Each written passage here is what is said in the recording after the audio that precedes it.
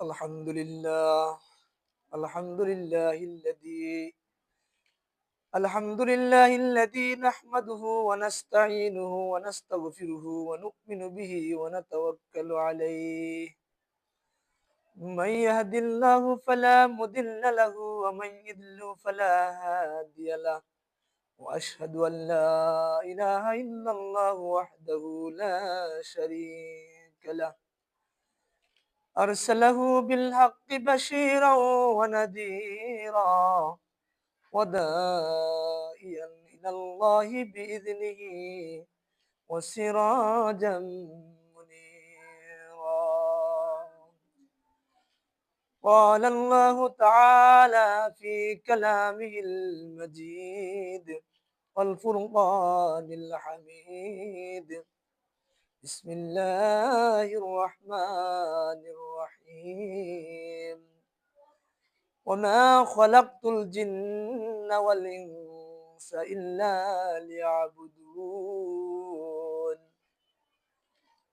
وقال رسول الله صلى الله عليه وسلم: تركت فيكم أمرين لن تضلوا ما تمسكتم بهما، كتاب الله وسنة رسوله، أو كما قال عليه الصلاة والسلام. بدرود إبراهيم: اللهم صل على محمد وعلى آل محمد كما صليت على إبراهيم وعلى آل إبراهيم إنك حميد مجيد. اللهم بارك على محمد وعلى آل محمد كما باركت على إبراهيم وعلى آل إبراهيم إنك حميد مجيد.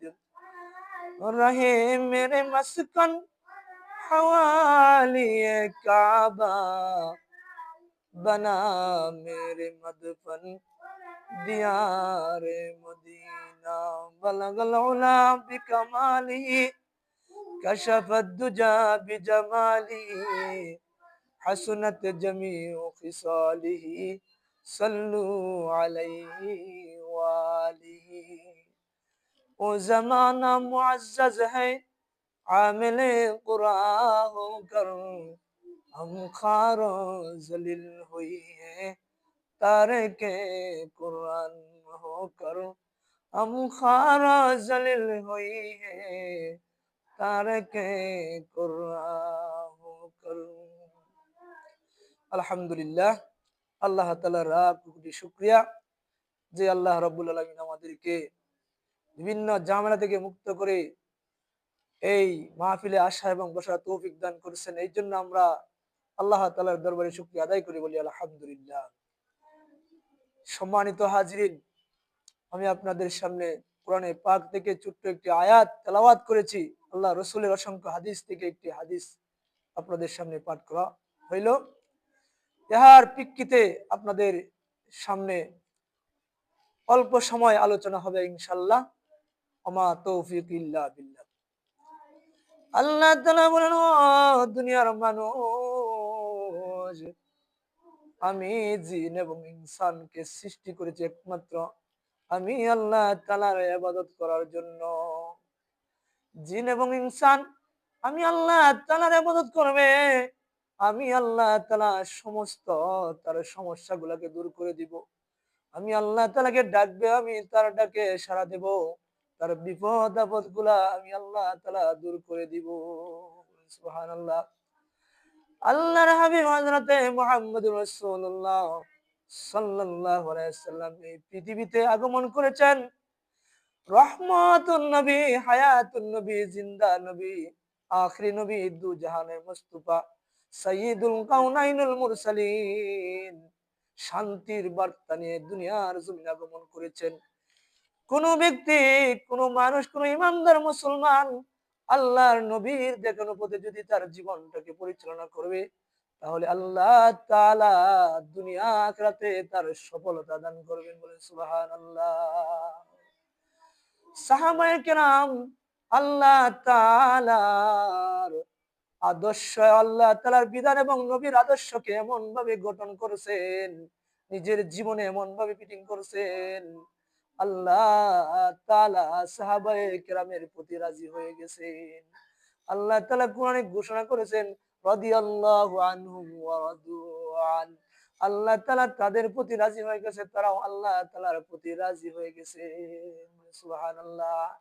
আল্লাহ তাআলা এমন এমন সাহাবায়ে কেরাম আল্লাহ রাসূলের সংস্পর্শে থাইকা আল্লাহ রাসূল সাল্লাল্লাহু আলাইহি সাল্লাম তাদেরকে জান্নাতি বলে ঘোষণা করেছেন, যাদেরকে বলা হয় আশারায়ে মুবাশশারা, সুসংবাদ প্রাপ্ত ১০ জন সাহাবী, তাদেরকে আল্লাহ রাসূল জান্নাতি বলে ঘোষণা করেছেন।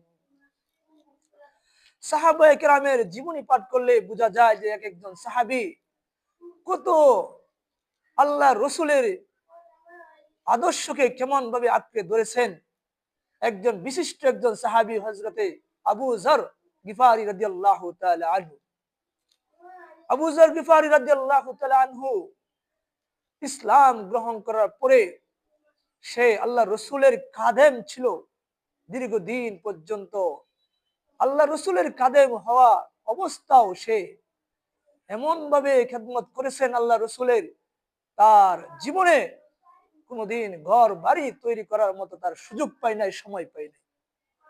হযরতে আবু যর গিফারি খাদেমে খায়রুল বাশার, खिदमतू में जिंदगी भर ना बनाया अपना घर, खिदमतू में जिंदगी भर ना बनाया अपना घर। হযরতে আবু যর গিফারি রাদিয়াল্লাহু তাআলা আনহু আল্লাহ রাসূলের খেদমত করার কারণে তার জীবনে কোনোদিন ঘর বাড়ি তৈরি করতে পারে নাই, সুন্দর বাসা বাড়ি তৈরি করতে পারে নাই, বাড়ি ঘর তৈরি করতে পারে নাই, জমি জমা ক্ষেত খামার তৈরি করতে পারে নাই। আল্লাহ রসুলের খেদমতে তার জীবনটাকে শেষ করে দিয়েছে।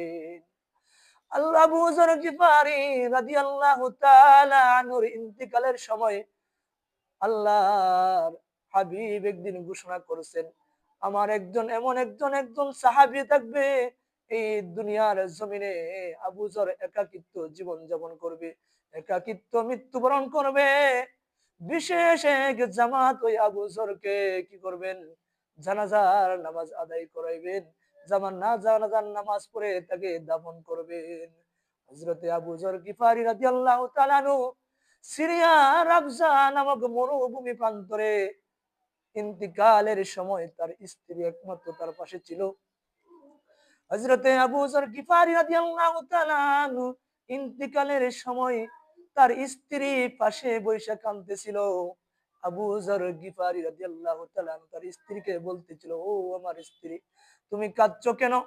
হযরতে আবু যর গিফারি রাদিয়াল্লাহু তাআলা আনহুর স্ত্রী বলতেছেন, ও স্বামী, আমরা দীর্ঘদিন যাবত এখানে বসবাস করতেছি জনমানবহীন এলাকায় আমরা বসবাস করতেছি। এখন আপনার ইন্তিকালের সময় হয়ে গেছে, আপনার মৃত্যু সজ্জায় শায়িত, এখানে কোনো মানুষ নাই, কোনো কোনো জনসম্মুখ ছাড়া জনমানবহীন এলাকায় আমরা বসবাস করতেছি। যদি আপনি ইন্তিকাল করেন, আমি আর আপনার ছাড়া এই জমিনে এই পাহাড়ি অঞ্চলে আর কেউ নাই, কিভাবে আপনাকে দাফন করবো, আমি এই জন্যই কাঁদতেছি। হযরতে আবু যর গিফারি রাদিয়াল্লাহু তাআলা আনহু বলেন, ও আমার স্ত্রী শুনো, তুমি কান্না করে না, তোমাকে একটা সুসংবাদ দেই, শোনো। আল্লাহর হাবিব আমাকে বলেছেন, আমি শুনলাম। আল্লাহর হাবিব সাল্লাল্লাহু আলাইহি সাল্লাম বললেন, আমার একজন বিশিষ্ট সাহাবী মরু প্রান্তরে ইন্তিকাল করবেন, তার জানাজার নামাজ পড়ানোর জন্য বিশেষ এক জামাত থাকবে। ও আমার স্ত্রী শুনো, তুমি চিন্তা করিও না, তুমি কান্নাকাটি করিও না। যে জামাতে আল্লাহর হাবিব বলেছিল, আমার পূর্বে সমস্ত আমার সাথী সঙ্গীরা ইন্তিকাল করেছেন, একমাত্র আমি আবু যর ছাড়া আর কেউ নাই, এই জন্যই আমি সুসংবাদ প্রাপ্ত হইলাম। আমি মনে মনে ধারণা করলাম এটাই হচ্ছে আমি আবু যর, আমার জন্য আমার জন্যই হয়তো আল্লাহ রসুল সাল্লাল্লাহু আলাইহি সাল্লাম বলেছেন, এই জন্য আমি সৌভাগ্য ছিল আমার স্ত্রী, তুমি আর কান্নাকাটি করিও না। আমার ইন্তিকালের পর তুমি আমার জামা গুলা থেকে যেইগুলা আমার প্রাপ্য হয়, আমার আমার শরীরের জন্য, আমার কাফনের জন্য, ওই জামা থেকে তুমি ব্যবস্থা করবা। অন্য কোন লোকের টাকা পয়সা দ্বারা আমাকে কাফন দিও না, তুমি আমার কাপড় গুলা থেকে আমাকে কাফনের ব্যবস্থা করবা। এই আবু যর রাদিয়াল্লাহু তাআলা আনহু রাবজা নামক স্থানে ইন্তিকাল করেছেন। আর বিশেষ একটা এমনই জামাত, হযরত ইবনে মাসউদ রাদিয়াল্লাহু তাআলা আনহুর জানাজাতে আবু যর রাদিয়াল্লাহু তাআলা আনহু কি করে দাফন করা হয়েছে। এই জন্য আল্লাহর হাবিব সাল্লাল্লাহু আলাইহি সাল্লাম বললেন, আস-সাহাবী কান নুজুম কাবিআই ইক্তিদাইতুম ইহতিদাইতুম। আমার সাহাবায়ে কেরাম হচ্ছে নক্ষত্রতুল্য। কোন ব্যক্তি যদি আমার একজন আপনার সাহাবীর যদি অনুসরণ করে তাহলে সে হেদায়েত প্রাপ্ত হয়ে যাবে, বলেন সুবহানাল্লাহ। এজন্য আমরা আল্লাহ রসুলের আদর্শকে আমরা গ্রহণ করতে হবে, আল্লাহ রসুলের দেখানোর প্রতি আমাদেরকে জীবনকে পরিচালনা করতে হবে। ওয়া আখিরু দাওয়ানা আলহামদুলিল্লাহি রাব্বিল আলামিন। আসসালামু আলাইকুম ওয়া রাহমাতুল্লাহ।